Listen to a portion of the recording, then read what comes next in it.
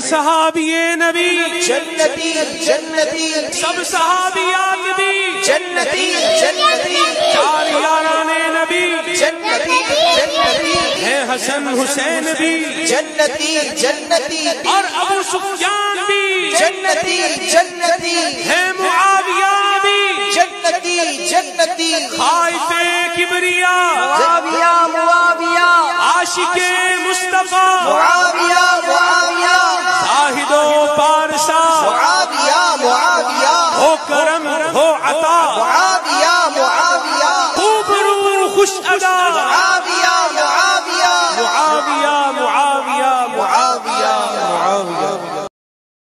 بڑی رکت انگیز حدیث مجھے یاد آ گئی، بخاری میں حدیث ہے، عثمان بن مظعون ایک صحابی تھے بوڑھے، ام العلا کہتی ہیں کہ میں ان کی خدمت کیا کرتی تھی، بہت بوڑھے ہو چکے تھے، وہ جب فوت ہوئے تو نبی الاسلام ہمارے ہاں تشریف لائے میت کو دیکھنے کے لیے، تو میں نے ان کی میت کو مخاطب کر کے کہا کہ اے عثمان، تیرے لیے تو آخرت کی زندگی میں اللہ کی نعمتیں ہیں، جنتیں ہیں۔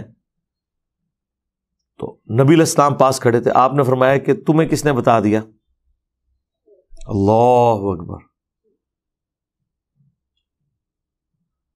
پھر آپ علیہ السلام نے فرمایا کہ مجھے تو اپنے بارے میں نہیں پتا، حالانکہ میں اللہ کا رسول ہوں، کہ میرے ساتھ یا تمہارے ساتھ کیا کیا جائے گا؟ تم نے یہ کیسے کہہ دیا کہ یہ جنتی ہے؟ کتنے خطرناک الفاظ ہیں یہ، حالانکہ نبی علیہ السلام تو قطعی جنتی ہیں، لیکن آپ نے امت کی تعلیم کے لیے فرمایا، اور یہ الفاظ قرآن میں بھی ہیں، سورۃ الاحقاف میں پارہ نمبر 26 کے پہلے صفحے پر، اے نبی تم فرماؤ میں کوئی نیا رسول نہیں ہوں، مجھ سے پہلے بھی رسول گزرے ہیں، اور مجھے تو خود نہیں پتا کہ خود میرے ساتھ تو تمہارے ساتھ کیا ہونے والا ہے، میں تو اللہ کی وحی کا پابند ہوں۔ ام العلا کہتی ہیں جیسے ہی میں نے حضور سے یہ بات جب سنی نا، میں کہتا ہوں کہ اس تکلیف کا آپ اندازہ کر سکتے ہیں کہ وہ تو کتنے جذبے اور شوق میں نعرہ لگا رہی تھیں کہ ہر صحابی نبی جنتی جنتی۔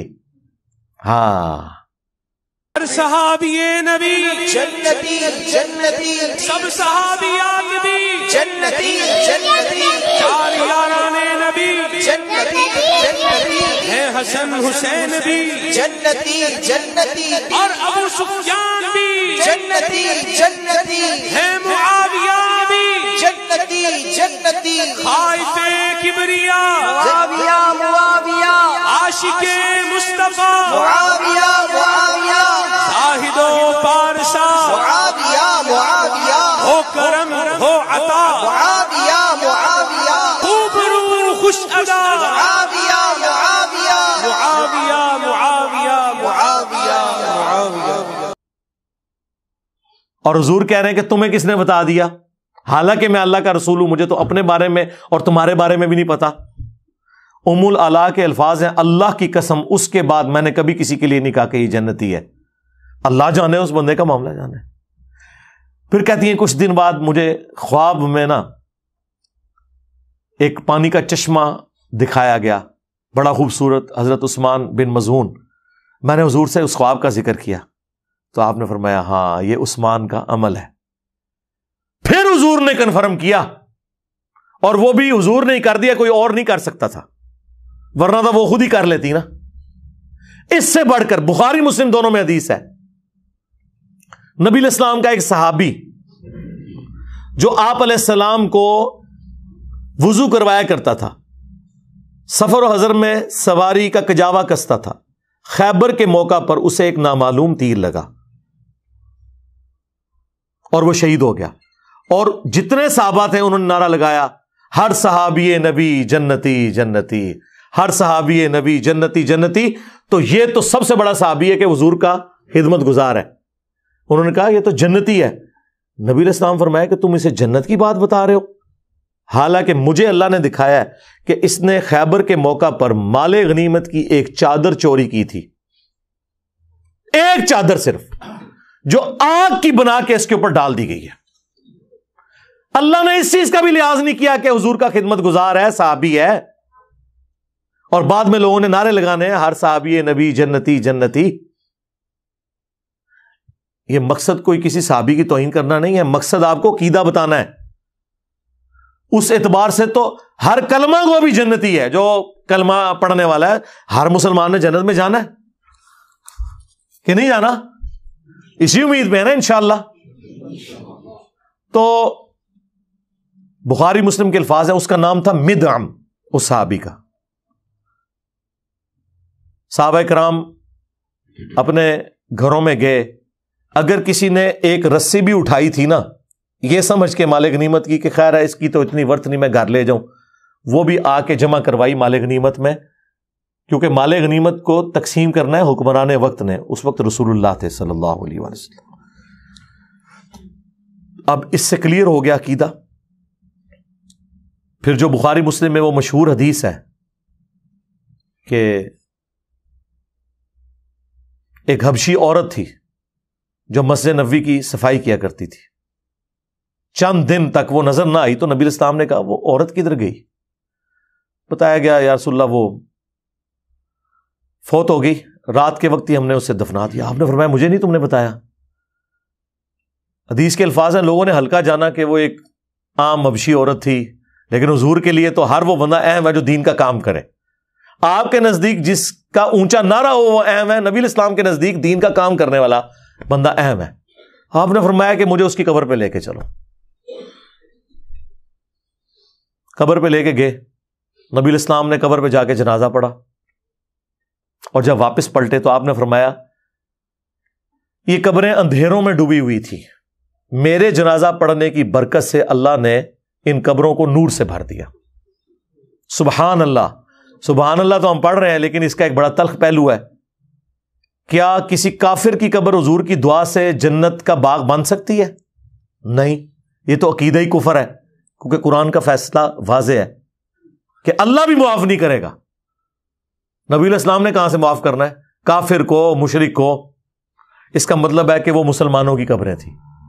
اب میں یہ نہیں کہتا کہ صحابہ کی قبریں تھیں, ورنہ کہیں گے یہ گستاخ رسول ہو گیا, گستاخ صحابہ ہو گیا. اس زمانے میں جو مسلمان تھے بریلوی دیوبندی اہل حدیث شیعہ,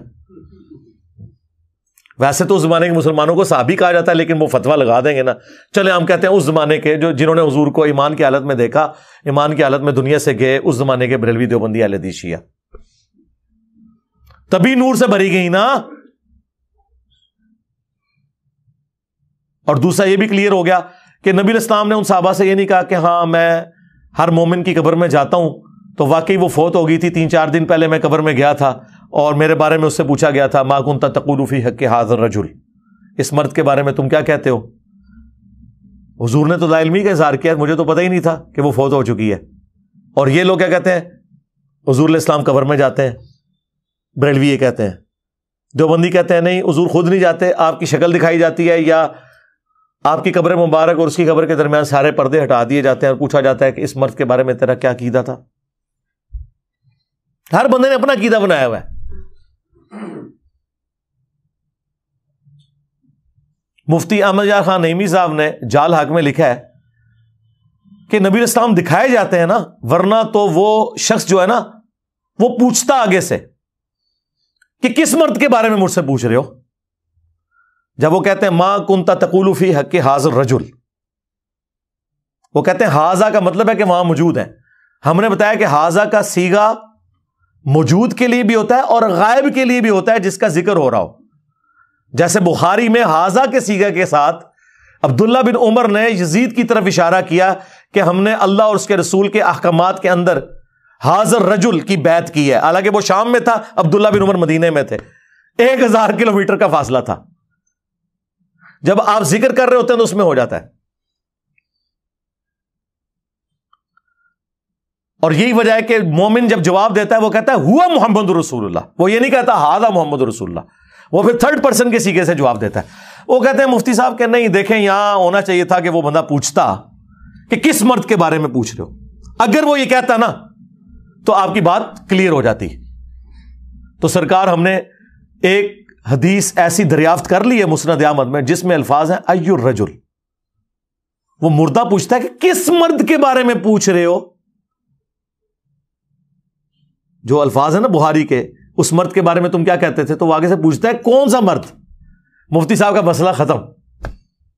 تو پتہ فرشتے کیا کہتے ہیں, الذی بعث فیکم, اور یہ الفاظ ابو داؤد میں بھی موجود ہیں.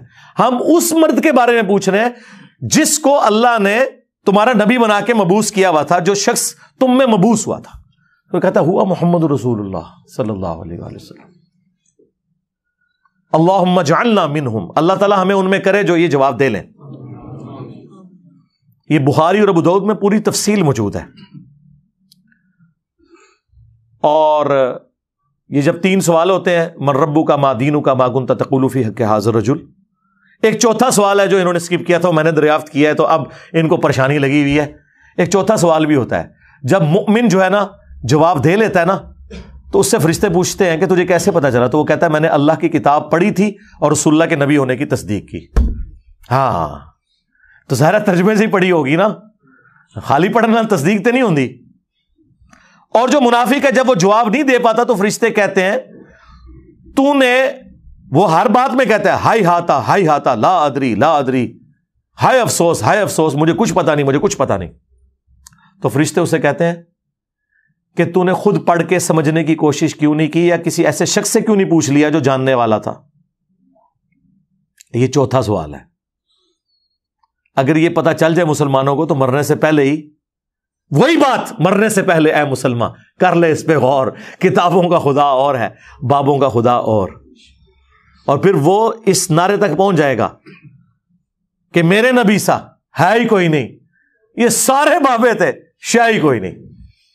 ٹھیک ہے نا, اس کو آپ نے اپنا امام ماننا ہے جس کی قبر مدینے میں ہے صلی اللہ علیہ وآلہ وسلم. تو دیکھیں کیسے ان واقعات سے رزلٹ نکلتے ہیں, اور انہوں نے کیا کچھ امت کو کرایا ہوا ہے. قبر کے 3 سوال بتائے ہیں, چوتھا بتایا ہی نہیں ہے. اور پھر انہوں نے یہ بھی نہیں بتایا کہ بھائی رسول اللہ کے ساتھ رشتہ داری نہیں کسی کی کام آنی جب تک کہ اعمال صحیح نہیں ہوں گے, ورنہ تو ہم نے یہ بتا دیا, یہ بھی تو صحابی تھا نا. یاد رکھیے گا کہ جو اپنی وفات تک ایمان پر قائم رہا وہ صحابی ہے. اگر وہ ایمان پہ قائم نہیں رہا تو وہ صحابی نہیں ہے, اگرچہ حضور کی زندگی میں وہ صحابی ہو. یہ منکرین زکوٰۃ جو ہیں, یہ رسول اللہ نے ان کو صحابی ہونے کی حالت میں چھوڑا ہے دنیا میں. وہ کہتے ہیں نہیں جی بعد میں منکرین زکوٰۃ بن گئے, مرتد ہو گئے. سرکار بات چھوڑ دو, جب میرے نبی نے آنکھیں بند کی ہیں اس ڈیٹ کو وہ کیا تھے؟ صحابہ. حضور کو تو نہیں نہ پتا کہ میرے بعد کام ڈال دیا انہوں نے. کلیئر ہو گیا؟ اب حضور کی وفات کے بعد وہ کام ڈال دیں. نبی علیہ السلام نے انہیں آخری وقت کیا دیکھا ہے؟ صحابی. یہی وجہ ہے کہ بخاری مسلم میں موجود ہے میرے حوض کوثر پر میرے اصحاب میں سے لوگوں کو لایا جائے گا, اور میں کہوں گا اصحابی اصحابی. کم از کم 8 ترک موجود ہیں بخاری مسلم میں, اور مجھے فرشتے بتائیں گے یا رسول اللہ آپ کو نہیں پتا آپ کے بعد یہ دین سے الٹے قدم پھر گئے تھے, انہوں نے دین میں بدعتیں جاری کر دی تھی. تو میں کہوں گا سحقن سحقن لمن غیر بعدی, سحقن سحقن لمن بدل بعدی. ان پہ پھٹکارو, ان کو مجھ سے دور کر دو جنہوں نے میری وفات کے بعد میرے دین کو بدل دیا. عبداللہ ابن ابی ملیکہ تابعی کہتے ہیں اس حدیث کے ساتھ, اے اللہ ہم تجھ سے دعا کرتے ہیں کہ تیرے نبی کی وفات کے بعد ان کے دین سے الٹے قدم نہ پھریں, آمین. اللہم من احییتہ منا فاحیہ علی الاسلام ومن توفیتہ منا فتوفہ علی الایمان. بخاری کے الفاظ ہیں, ابن عباس کہتے ہیں یہ وہ لوگ تھے جو حضرت ابوبکر کے دور میں مرتد ہو گئے, اور حضرت ابوبکر نے ان کے خلاف قتال کیا. تو حضرت ابوبکر کے دور میں جو مرتد ہوئے وہ رسول اللہ کے دور میں کیا تھے؟ بریلوی, دیوبندی, اہل حدیث, شیعہ, یہ صحابی. تو یہ کوئی توہین نہیں ہے, یہ صحابہ کی عظمت ہے کہ صحابی وہ جنتی ہے جو اپنی وفات تک رسول اللہ کے طریقے پہ رہا. نہ تو ہم روافظ کی طرح اس ایکسٹریم پہ ہیں کہ جو نعوذ باللہ سابقون الاولون حضرت ابوبکر عمر عثمان کے بارے میں بکواسیات کرتے ہیں, یا جلیل القدر صاحب کے بارے میں, اور بعض غلو کر کے ان کے ایمان کے درپے ہوئے ہیں. اور نہ ہم ان ناصبیوں کی طرف ہیں جو اہل سنت کے اندر گھسے ہوئے ہیں, جو بنو امیہ کو بچانے کے لیے ہر بندے کو جناب یہ نعرے, جو یہ ناصبیت والے نعرے ہیں نا جی, ہر صحابی نبی جنتی جنتی. آپ یہی کیوں نہیں کہتے کہ ہر کلمہ گو مسلم جنتی جنتی ہے نا حدیث سے؟ پھر ان کو تکلیف پڑ جائے گی, کوئی اپنے فرقے والے کو ماننا پڑے گا. تو آپ کہہ دو ہر بریلوی جنتی, ہر دیوبندی والے دیوبندی, ہر دیوبندی جنتی, ہر وہابی جنتی. اور اللہ کے بندوں، جنت دوزخ کے فیصلے کوئی یہاں بیٹھ کے کر سکتا ہے؟ بخاری مسلم دونوں میں حدیث ہے، نبی علیہ السلام ایک جگہ سے گزر رہے تھے، آپ رک گئے، اور مسلم میں ایک حدیث میں الفاظ ہیں کہ آپ کا خچر بدک گیا. تو نبی علیہ السلام رک گئے، آپ نے فرمایا ان قبر والوں کو عذاب ہو رہا ہے. پھر آپ نے ایک ٹہنی توڑ کے اس کے 2 حصے کر کے قبر پہ لگائے، اور فرمایا جب تک ہری رہیں گی تو ان کے عذاب میں تخفیف ہوگی. حضور کی دعا کی برکت، آپ کے مبارک ہاتھوں کی برکت، صحابہ کو نہیں پتا چلا عذاب ہو رہا ہے. اور دوسری بات، نبی علیہ السلام نے فرمایا کہ ایک پیشاب کے چھینٹوں سے نہیں بچتا تھا اور ایک چغلی کھایا کرتا تھا. اس کا مطلب یہ ہے کہ وہ کافر نہیں تھے، ورنہ حضور بڑی بیماری کا ذکر کرتے نا. حضور سیدھا کہتے یہ کافر تھے، اور ظاہر کافر کو نفع بھی نہیں پہنچنا تھا نا، یعنی ہے مسلمان کی قبریں تھی اس زمانے کے جو بریلوی دیوبندی اہل حدیث فوت ہو گئے. کیونکہ پھر تو یہ کہیں گے ہم تو کہتے ہیں ہر صحابی نبی جنتی جنتی، یہ اور طرف چل پڑیں گے. مسلم شریف میں الفاظ ہے، نبی علیہ السلام نے فرمایا کہ میں نے ارادہ کیا کہ اللہ سے دعا کروں کہ تمہیں عذاب قبر سنوا دے. دکھانے والی کہانی ختم، کشف القبور ختم. لیکن مجھے ڈر ہوا کہ تم اپنے مردوں کو دفنانا چھوڑ دو گے، صرف عذاب قبر کو سن کے، دیکھنے کی بات ہی نہیں. اچھا، اگر حضرت ابو بکر، عمر، عثمان و علی رضی اللہ عنہم اجمعین عذاب قبر نہ دیکھ سکیں حضور کے ساتھ ہوتے ہوئے، تو آڈے بابے تھے شے کوئی نہیں، لے جاؤ، کیونکہ میرے نبی سا ہے ہی کوئی نہیں. تیرے بابے تھے شے ہی کوئی نہیں. خلفائے راشدین جیسا ہے ہی کوئی نہیں، تیرے بابے تھے شے ہی کوئی نہیں. اگر ان کو نہیں عذاب قبر نظر آ رہا، اور یہاں کہتے ہیں جی وہ بتا دیتے ہیں جی کشف اور چھڑ دو کشف القبور. میں پرچی پہ اپنی میکینیکل انجینئرنگ کا فارمولا لکھ کے دیتا ہوں، مشین ڈیزائن کا، میکینکس آف مٹیریل کا. تو آڈا زندہ بابا مردہ بابا تک کے پڑھ کے سنا دے منو کے لکھے ہے. سمجھانا نے چھڑ دو، سمجھانا چھڑ دو، صرف 10 دفعے کے لکھیا کیا ہے. اور ایک قیامت تک چیلنج ہے، جس نے انجینئرنگ نہیں کی تھی وہ پڑھ نہیں سکتا. یہ کہتے ہیں نا بابوں کے پاس علم لدنی ہے، روحانی علم ہوتا ہے. سرکار اللہ نو تے آندی ہے نا میکینیکل انجینئرنگ، تو سارے بابیاں دی عزت ویسی سٹیک تے لگی ہے. تواڈے بابے کس دن کام آنے باہر نکلن، چلو جڑے باہر نے وہ کٹھے ہو کے پڑھ کے دس دن، منہ جھوٹا کر دیں، دل چھوڑ دیں. میں تو کہتا ہوں سامنے پڑھیں. ویسے تو میرا یقین ہے کہ اکثر بابے اگر میں انہیں کہوں نا قرآن تجوید سے پڑھیں، وہ بھی نہیں پڑھ سکتے. دیکھ کے بھی سنت اذکار دیکھ کے تجوید سے پڑھ کے بتا دے، اکثر نہیں پڑھ سکتے. اس کا چیک یہ ہوگا کہ جب بریلویوں کا بابا آئے گا ہم دیوبندی کاری بٹھا لیں گے.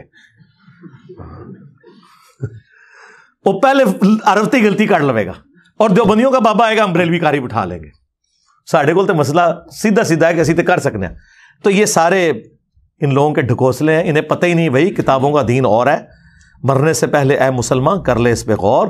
کتابوں کا خدا اور ہے، بابوں کا خدا اور، کتابوں کا دین اور ہے، بابوں کا دین اور، کتابوں کا پیمبر اور ہے، بابوں کا پیمبر اور. اگرچہ وہ بابے بھی اسی پیمبر، اسی دین، اسی خدا کو مانتے ہیں، لیکن ان کوالٹیز کے ساتھ نہیں مانتے جو آسمان سے نازل ہوئی ہیں، بلکہ ان کوالٹیز کے ساتھ جو ان کے بزرگوں نے کلیم کی ہوئی ہیں. تو اس طرف واپس ہیں جو میں نے کہا، نبی علیہ السلام نے کہا میرے حوض کوثر پہ لوگ لائے جائیں گے. ٹھیک ہے، بخاری مسلم میں باقاعدہ حدیث موجود ہے کہ عرب کے قبائل مرتد ہو گئے حضرت ابوبکر کے دور میں. تو مرتد کون ہوتا ہے؟ جو پہلے مسلمان ہو. المستدرک للحاکم میں، سنن دارمی میں موجود ہے. نبی علیہ السلام نے آیت تلاوت کی، اذا جاء نصر اللہ والفتح ورأیت الناس يدخلون فی دین اللہ افواجا، کہ اللہ کی مدد آ پہنچی اور تم دیکھ رہے ہو کہ لوگ گروہ در گروہ دین میں داخل ہو رہے ہیں. نبی علیہ السلام نے یہ آیت تلاوت کر کے کہا کہ ان قریب میری وفات کے بعد لوگ گروہ در گروہ دین سے نکل بھی جائیں گے. اور یہی ہوا. کئی لوگوں کا کنوکشن والا ایمان نہیں تھا، انہوں نے رسول اللہ کو قریش کے ایک سردار کے طور پر ایک واریر کا غلبہ مان لیا عرب کی سرزمین پہ، اور ان کی بیعت کر لی. پیغمبر ان کو اس لیے ماننا پڑا کہ نبی علیہ السلام پیغمبر بھی تھے، ادروائز ان کا پیغمبر ماننا کنوکشن والا نہیں تھا. اسی لیے قرآن میں یہ آیت نازل ہوئی کہ اعرابی لوگ کہتے ہیں کہ ہم ایمان لے کر آئے. قالت الاعراب آمنا، اے نبی ان سے فرماؤ تم ایمان نہیں لائے بلکہ تم کہو ہم اسلام لے کے آئے ہیں، ایمان تو تمہارے دلوں میں بھی داخل ہی نہیں ہوا. سرکار اگر حضور پہ ڈائریکٹ کوئی اسلام لے کر آئے تو اللہ تعالیٰ انہیں کہہ رہا ہے ایمان ابھی داخل نہیں ہوا تو آڑے بابے تشائی کوئی نہیں، جب تک کہ وہ قرآن و سنت کے مطابق نہیں چلیں گے. اور یہی وہ لوگ تھے جو بعد میں پھر نبی علیہ السلام کا دین چھوڑ گئے، جن کے خلاف حضرت ابوبکر نے قتال کیا، جو بخاری مسلم میں آتا ہے. اور بخاری مسلم میں انہی لوگوں کے بارے میں ہے کہ حوض کوثر سے انہیں دھتکارا جائے گا اور حضور کہیں گے اصحابی اصحابی، یہ میرے صحابہ ہیں. لیکن فرشتے بتائیں گے آپ کے بعد انہوں نے دین بدل دیا. نبی علیہ السلام انہیں پہچان لیں گے، ظاہر شکلوں سے پہچانتے ہوں گے نا، لیکن یہ نہیں پتا ہوگا کہ بعد میں کیا کیا. بلکہ بخاری مسلم کے الفاظ ہیں، میں اس وقت وہی کہوں گا جو عبد صالح عیسیٰ ابن مریم کہیں گے کہ اللہ جب تک میں ان میں موجود تھا ان پر گواہ تھا، جب تو نے مجھے اٹھا لیا پھر تو ان پر گواہ تھا. اب یہ تیرے بندے ہیں، چاہے انہیں معاف کر چاہے انہیں عذاب دے. لیکن اللہ تعالیٰ کیا فرما رہا ہے کہ آج کے دن سچوں کو ان کا سچا عقیدہ ہی نفع دے گا. سورۃ المائدہ کی آخری آیات حضور نے تلاوت کی کہ جس طرح عیسیٰ ابن مریم اپنے فالورز کے غلط عقائد سے قیامت کے دن اعلان برات کر دیں گے نا، میں بھی کہوں گا کہ یا اللہ جب تک میں ان میں موجود تھا ان پر گواہ تھا، میرے جانے کے بعد جو کچھ انہوں نے کیا یہ خود اپنے اعمال کے جواب دیں. اچھا دیکھیں اللہ کے نبی ایک ایک بات بتا گئے کیونکہ حضور کو غیبی خبر بتائی گئی تھی. اچھا بعض لوگ اس میں یہ بھی کہتے ہیں، دیکھیں آپ کہہ رہے ہیں حضور علیہ السلام کو علم، ہم کب کہتے ہیں جو حضور کا علم غیب نہ مانے وہ کافر ہے، ذہن میں رکھیے گا. ہمارا اختلاف یہ ہے کہ جتنا حضور کو بتایا گیا بس آپ نے اتنا ماننا ہے، خود سے کلیم نہیں کرنا ان کے بارے میں. تو حضور کو بس اتنا بتایا گیا تھا کہ آپ کے کچھ ساتھی مرتد ہو جائیں گے، یہ نہیں بتایا گیا تھا کون سے. جبھی تو آپ قیامت والے دن سب کوئی بلا بلا کے حوض کوثر پہ مشروب پلا رہے ہوں گے، ورنہ حضور کو اگر پہلے ہی پتہ چل جائے تو آپ ہمیں پتہ چل جائے ہم تو گئے یار دور ہو جا، تو نے تو بعد میں بیڑا غرق کیا ہے نہ ستوں. فرشتے بتائیں گے یا رسول اللہ آپ کے بعد انہوں نے دین سے پیچھے ہٹ گئے تھے.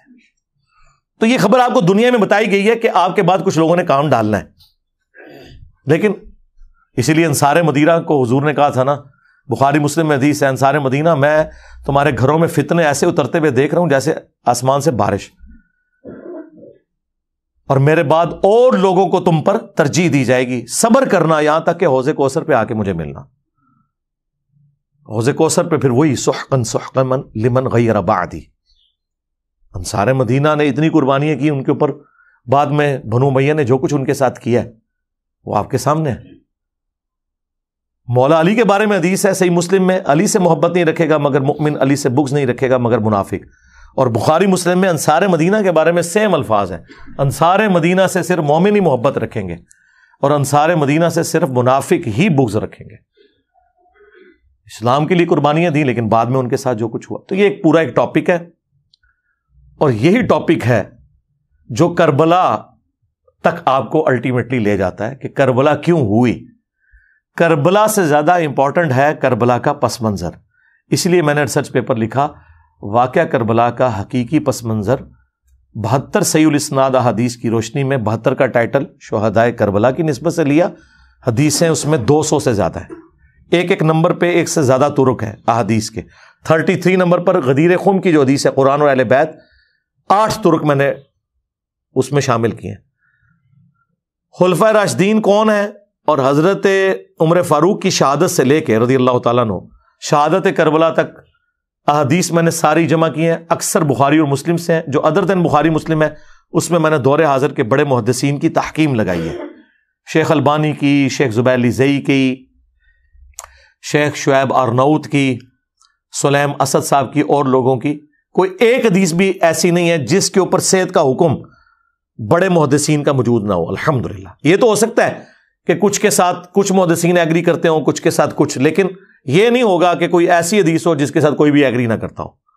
تو جس کا اعتماد جس کے اوپر، اور اکثر حدیث تو بخاری مسلم سے، میں تو کہتا ہوں ایک حدیث ہی کافی ہے. وَيْحَ عَمَّارٍ تَقْتُلُهُ الْفِئَةُ الْبَاغِيَةُ يَدْعُوهُمْ إِلَى اللَّهِ وَيَدْعُونَهُ إِلَى النَّارِ.